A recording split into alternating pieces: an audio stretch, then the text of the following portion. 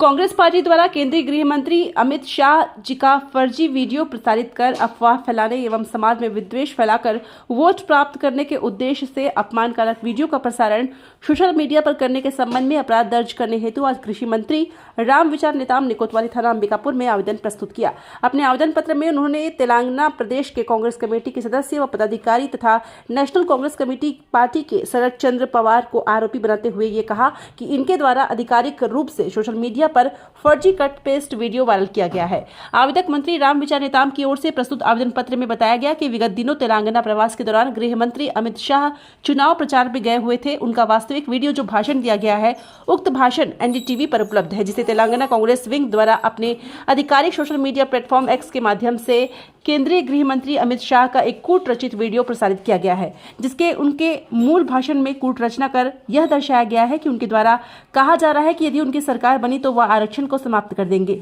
जिस वीडियो में छेड़छाड़ की गई है उनका मूल रूप भी उपलब्ध है, जिसमें गृह मंत्री वास्तव में कह रहे हैं कि भारतीय जनता पार्टी की सरकार बनी तो हम गैर संवैधानिक मुस्लिम रिजर्वेशन को समाप्त कर देंगे। यह अधिकार तेलंगाना के एससी, एसटी, ओबीसी का है, वो अधिकार उनको मिलेगा और मुस्लिम रिजर्वेशन को हम समाप्त कर देंगे। उल्लेखनीय है कि धर्म के आधार पर संविधान में आरक्षण की कोई व्यवस्था नहीं है तथा केंद्रीय गृह मंत्री का यह भाषण इसी परिप्रेक्ष्य में था, किंतु तेलंगाना कांग्रेस के द्वारा गृह मंत्री के वास्तविक बयान में कूट रचना कर उपरोक्त बयान के वास्तविक वक्तव्य को ही बदल दिया गया तथा कूट रचना कर गृह मंत्री के वक्तव्य में आरक्षण के विषय में गलत बातें जोड़ दी गई है। जी सर, मंत्री आए हुए थे एफआईआर दर्ज कराने, क्या मांग थी, किस तरीके कार्रवाई? अभी माननीय मंत्री रामविचार नेताम जी थाने आए हुए थे। उनके द्वारा कांग्रेस पार्टी के द्वारा केंद्रीय मंत्री माननीय अमित शाह जी का फर्जी वीडियो बना करके और उसको प्रसारित करने के संबंध में एक आवेदन दिए हैं, जिस पर अभी अपना आवेदन लिए हैं, जहाँ सारी कार्रवाई की जाएगी। क्या आवेदन क्या था? उसमें यही बात दिया गया है कि आरक्षण हटाने को लेकर के कहा गया है माननीय अमित शाह जी के द्वारा, और जो उनके द्वारा ऐसा नहीं कहा गया है, और इसीलिए उन्होंने आवेदन में लिखा है कि इस तरह से लोग वोट प्राप्त करने के लिए ऐसा फर्जी तरीके से वीडियो बनाया गया है। आवेदन के अलावा वीडियो भी कुछ दिए हैं क्या? नहीं दिया गया है। आगे क्या कार्रवाई होगी? अब जांच के बाद ही इस कार्रवाई संभव है।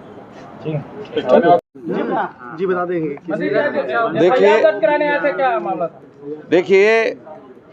कांग्रेस पार्टी आज इतने नीचे स्तर पे गिर गई है, और ये पार्टी जो है एक झूठ का सहारा लेकर के फर्जी तरीके से कुछ भी अनर्गल वीडियो क्लिपिंग बना करके, ये सब तो पहले भी सुने होंगे, और अभी की जो तत्कालिक जो घटना है जिसमें हमारे देश के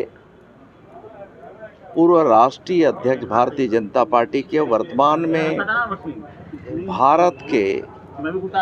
गृह मंत्री आदरणीय अमित शाह जी के बयान को कहां से एक कूट रचित एक वीडियो बनाया गया, जिसमें एसटी एससी के बारे में, आरक्षण को समाप्त करने के बारे में जो झूठ एक वीडियो बना करके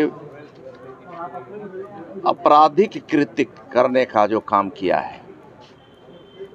और ये कृत्य अक्षम्य है नहीं, संविधान के खिलाफ है, और इस तरह का वीडियो बनाने से समाज में विद्वेष भी फैलेगा और आपस में वर्ग संघर्ष की स्थिति लाने का ये षड्यंत्र कांग्रेस पार्टी के द्वारा तेलंगाना राज्य के वहाँ के कांग्रेस के प्रेसिडेंट और पदाधिकारियों के द्वारा वायरल किया गया, और इससे न भारतीय जनता पार्टी का छवि को खराब करने का एक दुस्साहस किया गया, बल्कि हमारे राष्ट्रीय नेतृत्व जो देश को एक नई दिशा देने का आदरणीय नरेंद्र मोदी जी के नेतृत्व वाली सरकार के द्वारा किया जा रहा है, पिछले 10 सालों में जिस प्रकार से हम लोगों ने काम किया,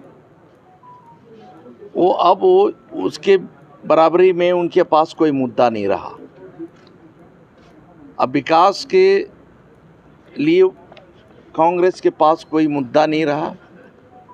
तो अनर्गल जो है इस प्रकार का षड्यंत्र के तहत एक वर्ग विशेष को बचाने के लिए इस प्रकार से आपस में हम लोग को ST, SC, OBC को इनके बीच में गलत बयानबाजी करने के लिए, उन्हें गलत संदेश देने के लिए और आपस में लड़ाने के लिए इस प्रकार का वीडियो वायरल किया गया है। उसको लेकर के हम लोग आज थाने आए हैं। मैं स्वयं एक ST वर्ग का ही हूँ और निश्चित ही मेरे आवेदन के साथ साथ बाकी सभी कार्यकर्ता हैं, लेकिन मेरे हस्ताक्षर से हो रहा है तो निश्चित ही इसमें कानून के तहत कार्रवाई हो। और ST वर्ग को इस प्रकार से इन्होंने